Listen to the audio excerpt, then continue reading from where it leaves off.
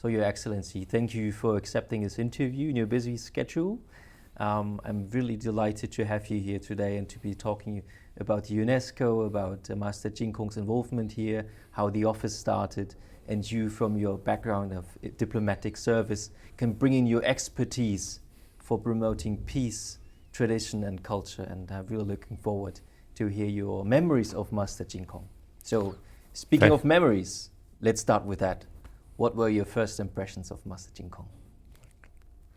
First of all, thank you very much that you invited me for this interview, because these are memories that for those like myself, that we are going through that, it is natural.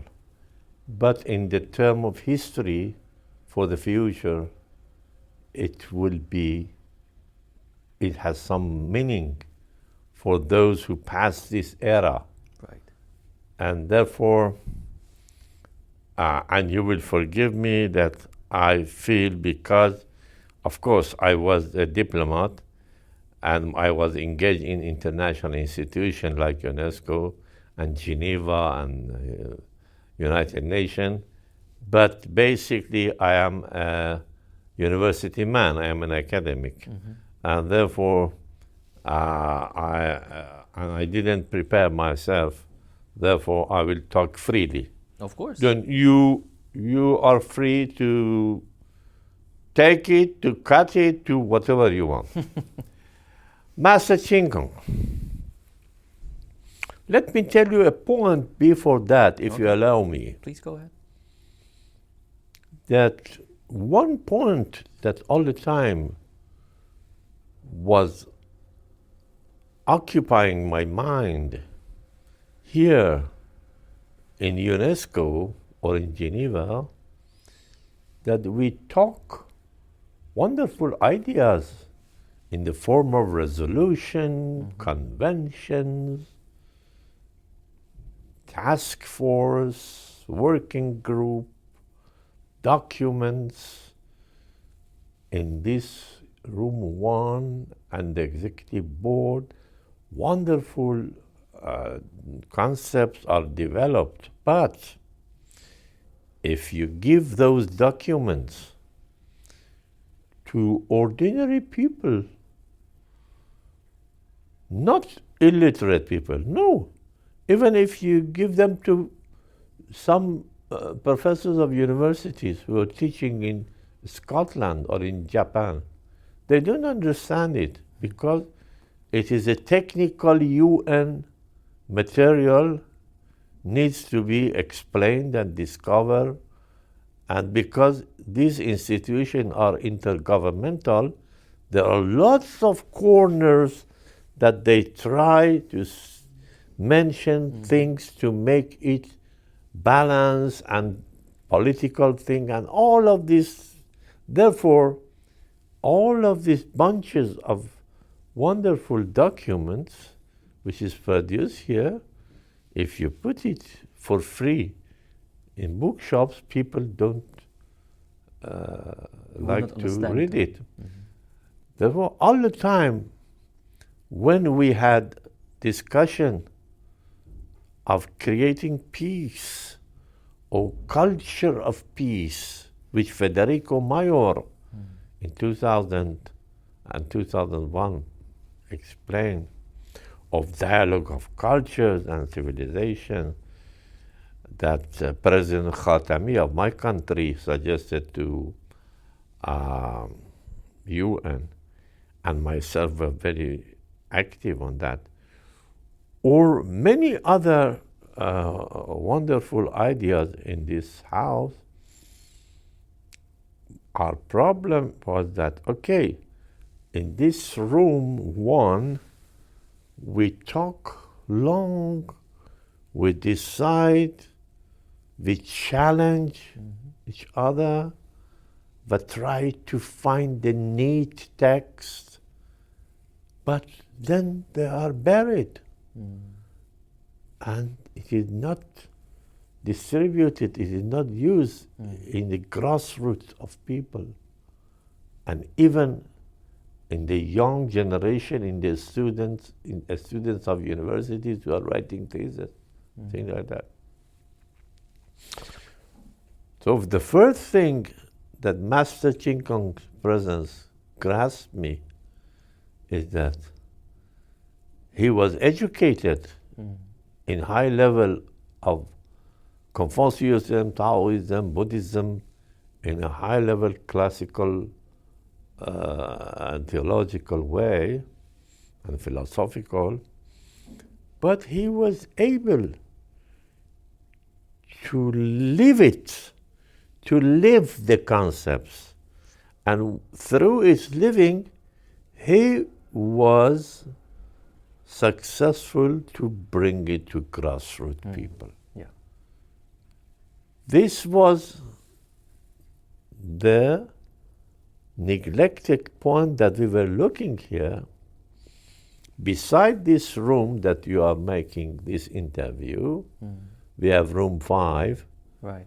On the top, which is for protocol. The first time that he gathered, he invited me and some other ambassadors and UNESCO Director General for lunch on a round table. I was lucky to sit beside him, and he used to talk on a very low level of voice, and his interpreter was the only one who understood. And then we used to ask him, I remember first I told him that, Master, the topics that you are talking about in my culture, which is Persian culture, mysticism and Sufism, are discussed in another way and are mentioned. I mentioned some examples, and he tried to expand it, to explain it, and it was for that.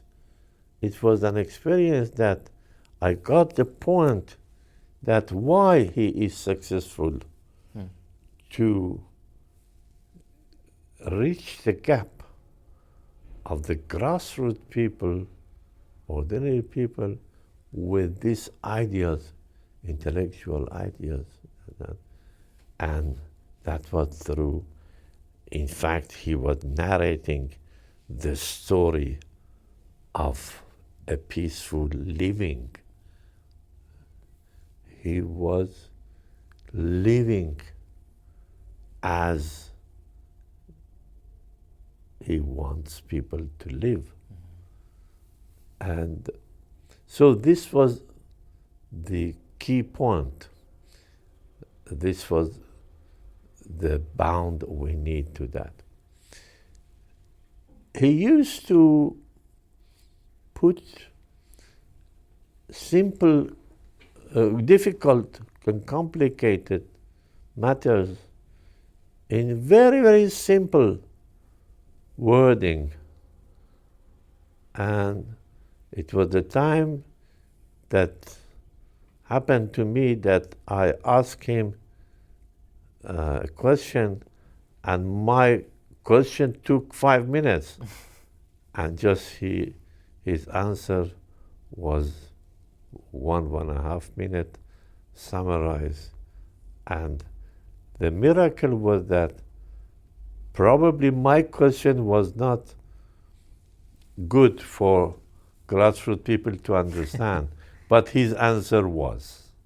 Do you remember what you asked him that day? Oh, many things.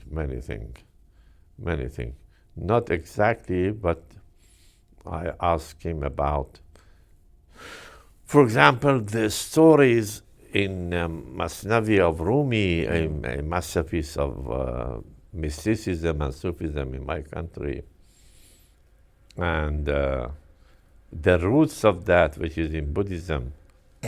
And one topic that we discussed a lot through different examples, in fact, was the central concept that truth is not manifest.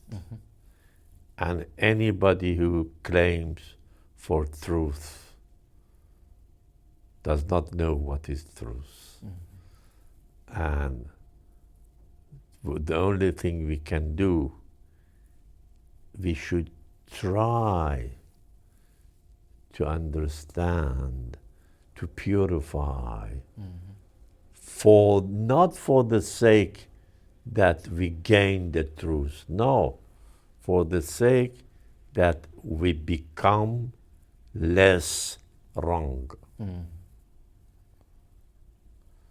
The history of science,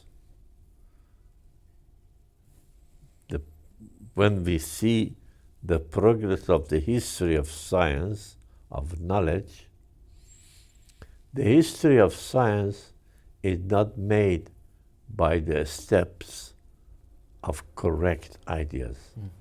It is made by the steps of wrong ideas. And each step after one step was to make that wrongness a little less. So the whole of our attempt is to become less wrong. Therefore, we cannot claim for truth. Only through purification that we can try to pave this way. And this is a way that what I learned from this teaching is that this way is not to reach in the life. This way is for being paved. Paving the way is the game, is the aim and game. Not reaching, because if you reach, then you will be stopped. Your mission is finished. But this vision of searching for truth, to be less wrong, is an stopless mission. But isn't that the ultimate goal or the ultimate concern of religious teachings, to reach that truth, what you talked about? Isn't that for the Christians to reach heaven, or for the Buddhists to reach the Pure Land, or for the Islam or the Muslim community, other ways of reaching that sort of, in Buddhist terms, maybe enlightenment or awakening? So when you say that we are on a path, it sounds like that we remain on that path forever. But isn't the path itself also a guiding way towards the end, that meaning towards finishing the missions or the tasks that we were given for our life? There is a very delicate matter here. Yes, the path itself has substance, will purify you. But there is no reaching point that you stop there. When you stop there, you are dead. Okay, when we finish this life, for Pure Land in Buddhism, for example, yes, that is a land that we know summarized knowledge about it, but we don't know exactly, we cannot analyze that. Right. But that is something that we finish this strive here. But here, never we stop. Right. Never we sit down. We just go. Therefore, no, we cannot. Claiming to reach the truth is very dangerous. It's very dangerous, because there is no guarantee that what we call it truth is not an illusion. There is no guarantee. Right. Many of those extremists in this world of different religions who kill people, they think that they have gained the truth. This is very dangerous. Right. So you would know, you say- faith, Right. faith for truth could be very dangerous. Definitely. Because when you are faithful to something, you don't think of it anymore. You don't analyze it anymore. You think, okay, you gain the truth is in your hand. Yeah. Anybody who claims that the truth in his hand, I'm afraid of him. Yeah. It's dangerous. But on the other hand, if you say no, the truth is beyond the capacity Of the human of mind. my touch, of my touch. In the first anniversary of Master in Tainan, I made a speech for the gathering. On that speech, I made this example, which relates to your discussion now, the point you made. This example in Masnavi of Rumi, said that there was a dark house. At the old time, people don't have television. They didn't have printed book that people in Africa knows about what is in Asia. People in Asia knows about what is in Europe. So there are many people in the world that they heard about an animal called elephant, but they didn't see it. There was no picture, no TV, no zoo and things like that. But they knew that there is something called elephant. Somebody from India brought an elephant to one country, they didn't see it, and announced that there is an exhibition here, and I have exhibition, and he sold some ticket, and people rushed to go and see what is an elephant. So in the house, but the house was dark, an elephant was there. They entered the dark house, the huge rush, the huge amount of people, they came, they rushed to see what is elephant. But the house was dark. And what they could do is to touch. What is that? Someone touched the trunk of the elephant and shouted to the others, "Oh, I found out," it was in the dark. "I found out, elephant is like a water pipe." And the other one who touched the leg, he said, No, he's wrong. It's like a big column of a temple. And somebody who touched the ear said, No, both are wrong. It is a fan, like a fan that. Somebody who touched the top said, No, it is a bed. You can lay down. So everybody touched part of elephant, and he claimed. So a controversiality has become, and there was a fight that what is wrong, what is right, what is elephant, and then so everybody was wrong, and everybody was right. Yeah. Both. They were right.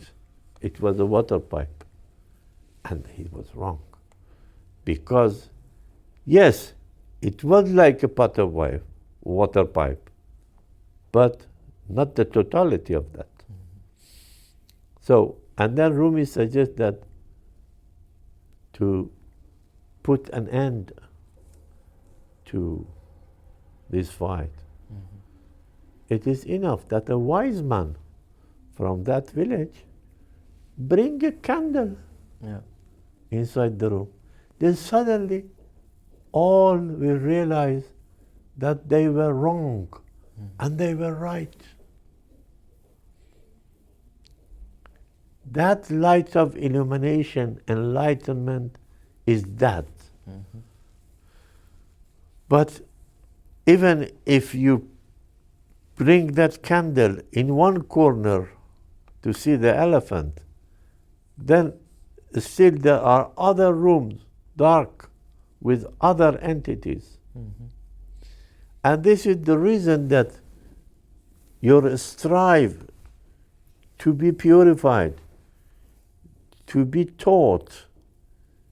And this is the reason that in Buddhism, in Islam, in Christianity, you need all the time to repeat chanting, chanting, all the time to repeat it, because it is an endless process.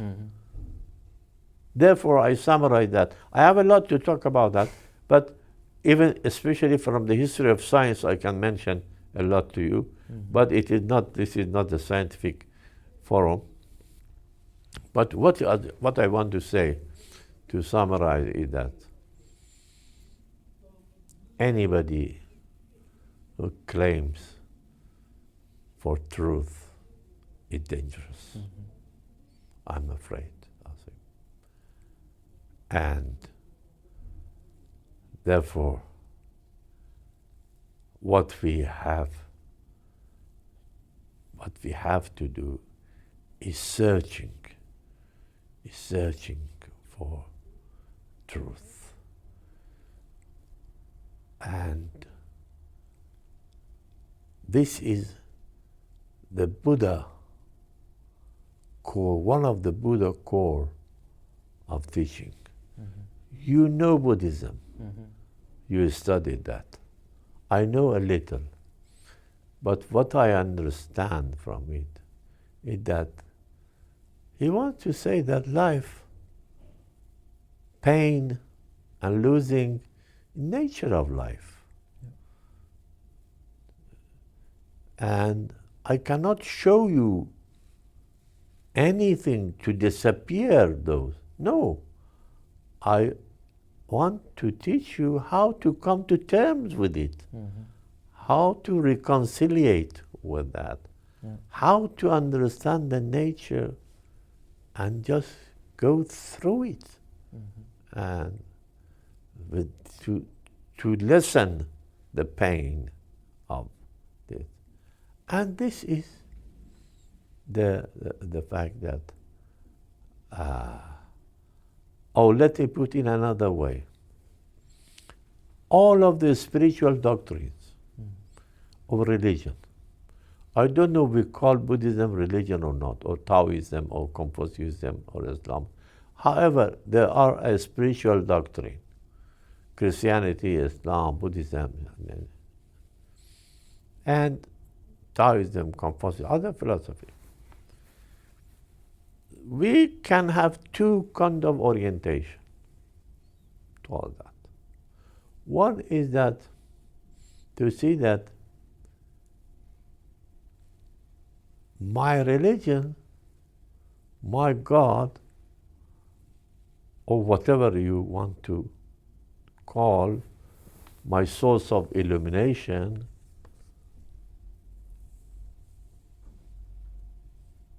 is telling me that I know things. I know what is right and what is wrong. So, one interpretation of religion, or for example, as I am a Muslim, said that by it, I know what is right and what is wrong. So I know. The key word is that now that I am educated by this religion, I know. I know the world. I know how the world works. I know how God's hand works in the universe. I know in quote unquote. This is one understanding. Another understanding is that the more you know about a spiritual doctrine, the more you say, I don't know. The more you study, you come that you don't know, then you cannot condemn Because you don't know. What do you think knowing means? To know something? To know something in this field, I mean that when I know something, mean that, oh, it is in my hand and it is surrounded by my knowledge. Mm-hmm. But when you say, I don't know, mean that my instrument of understanding that reality is like my palm. My palm is this amount. And the totality of elephant is much bigger than my palm. But my instrument is my palm to touch it. Right. It is much bigger than this. Mm-hmm. Therefore, this cannot embrace the totality of that. Yeah. When I say I know, in fact, you are shrinking the whole element to the size of your palm. Mm-hmm. But when you say I don't know, you are recognizing the limited size of your palm and the totality that you cannot understand with this instrument. You need another instrument, and that is the light. Light. And light has a special nature, as you know in physics. From my understanding, listening to you, the more you know, the more you understand the complexity of life, I would Yes. suppose. So You will become more humble. Yes, you become more humble. You understand that things are not as easy as it are maybe written in books or written in some scriptures. There is Right? there is a famous quotation of Socrates.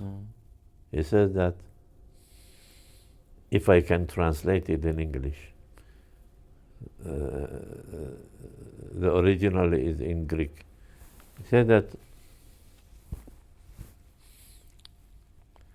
if I were not afraid that the people of Athens accuse me that Socrates is claiming a big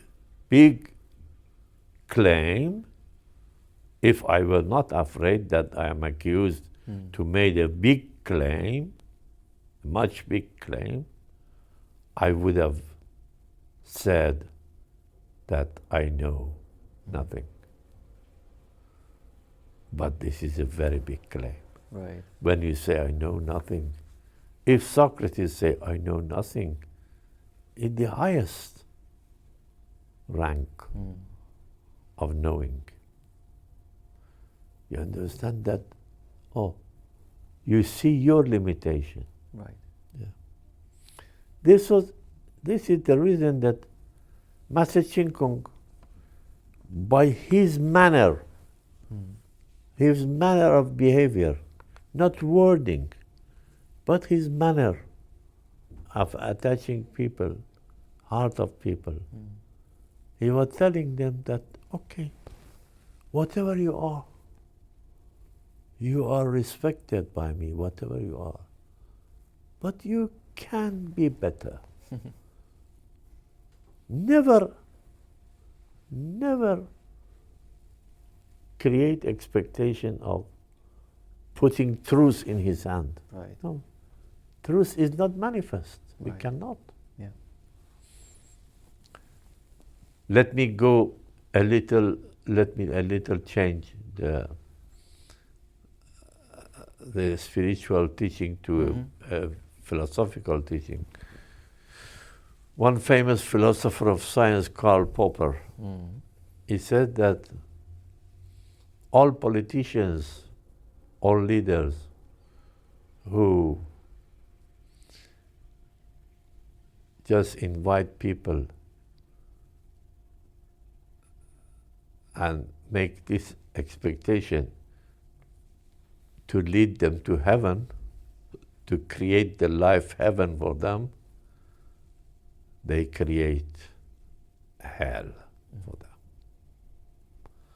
So a good politician is not somebody who wants to make a heaven or pure land on this life. But he wants to a little lessen the pain of the people. And this is exactly what Buddha wants to say. Master Chin art. He was an artist for me. By the way, he was an artist. He was calligraphy. Yes. But even his way of talking was an art. His way of getting in touch with was an art. As an artist, he, without claiming, he used to teach us that we understand that we need this man. And you see that his breath, this is a secret, I believe, that breath has some effect. His breath brought the people, do you see? It's still coming. I am member, Ahmad Sayyad was, and many people. Maybe that was his charismatic nature, his way, as you described it, his artistic way of charismatic speaking. nature. Charismatic nature, yeah. Bringing people together, working towards a common goal. But in charismatic, this charisma is not a political charisma or revolution. No. This charisma is that just tell you that, okay, don't claim too much. Just be humble and listen. Right. You have a long way to go. Long way to go. Now, how did he bring these teachings, this understanding of being humble, of not trying to claim the truth? How do you think did he brought this to the UNESCO and facilitated interfaith, intercultural dialogue? In fact, it is difficult for me to explain how. Of course, he had some colleagues and friends that help to gather the people, but I don't know, I cannot explain. He had some grasping spirit. When you look at him and when you sit beside him, he was not talking complicated things. You know, if you see, I'm not talking about Master now. Right. If you see the prophets, the Christ, Jesus Christ, Muhammad, and things like that, people make complicated philosophical theology of them. But in fact, when you go, he said that people in the villages and things, they used to come around them. They have simple words. Right. Their talking is not complicated. Very simple. But it is difficult to digest. Yeah. Be truthful. This is not a complicated phrase. Don't lie. It is not a complicated. It is very. Everybody understands what is that. The difficulty is that to be like that, to be, to become like that. Right. So, in fact, if I want to say that the manner that Master Chin Kung presence put effect on people, what that kind of presence, what can I say? That kind of presence, by the word of presence, let me tell you what I mean. There are some people who have some presence, mean that if they are not among the circle, something is missing. There are people, no, either leave the gathering, nothing changes. is left. Yeah. There's some presence, some warm, some heating about him, you know, some energy. And he had some presence that through his presence he was able to inspire without word. That how this simple teaching, how you can become, becoming, not being. Right. The problem of this our intergovernmental institution here is that any government institution in UNESCO and somewhere just come and explain and claim about what they are in their status of being. An ambassador come to represent a government saying that we are like that, a status of being. While in the doctrine of UNESCO, we are talking about the status of becoming, not being. It is a dynamic notion, not an static one. Yeah. I think that point that ties back to the beginning of the interview when we started to talk about UN resolutions, manifestos and whatnot, that they are abstract and quite complicated language and concepts which translate quite difficult into everyday language, or translate difficult to, as you said it, ordinary people, making them understand what UNESCO is actually doing. So the state of, as you mentioned, of becoming is more important as being, is something that I think we could all learn, maybe not only from Master净空, but also from other religions that tell us or that teach us to become a certain person, to become a part of a community that strives for something greater than your own, let's say, wishes or your own desires. And I'd say, if you could, in a sentence, for concluding this interview, summarize what you would say to the next generation who hear of Master净空for the first time, what would you say to them? If what? For the next generation, if you would to say a sentence or a few sentences about Master净空, what next generation should be looking for, what they should learn about Master净空. What do you think is important about that? Perhaps I don't remember an exact sentence of him, but I can tell you the manner that Okay. it was.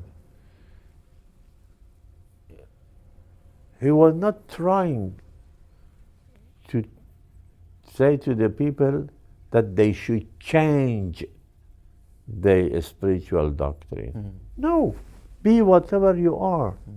Just be. But be yourself. Be yourself and become within the framework of what you are now. Becoming. We call it in Arabic sayrura. All the time you are becoming. There is a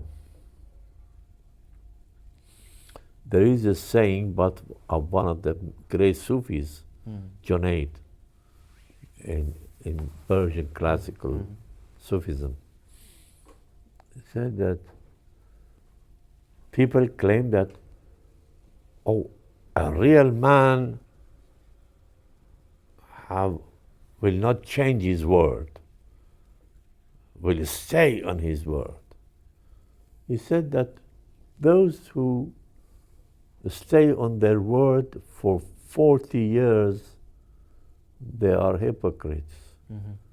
A truthful person will change spiritually 40. They stay 40 days on one word, but a truth man will change 40 times each day. Mean all the time you're becoming. Yeah. The famous example of that Greek philosopher, that you can only swim in a river once. Mm-hmm. The second one that you jump to swim, there is another river because that water has gone. Yeah, it's changed, yes. So if you understand this, then you become humble. You don't claim. Then you can be happy of the spiritual doctrine you have, but never you kill people for that. Because if you think you are truthful, the truth is in your hand and evil is in him. So you kill him. No. You don't own the truth. Nobody owns the truth. Right. So all of us are right to some extent, and all of us are wrong to some extent. That's a perfect ending for the interview. To some extent. Perfect, wonderful. Thank you for Of your course, time. let me tell you that I talked about my impression not from inner circle of Buddhism, because I don't have classic teachings of Buddhism you have. I don't have. But I'm talking about my general impression of the doctrinal, educational doctrine of Master Ching. Right. That's perfect. And really, honestly, heartfully, I miss him. I think we all do. That's also why we convene these. If somebody tell me that, why do you miss him? This is his book, just read. This is the cassette, just listen. No. I listen. His presence, his warmth. Okay. But Thank you. No worries. But I think he would have told you that instead of missing him, bring his teachings into the world.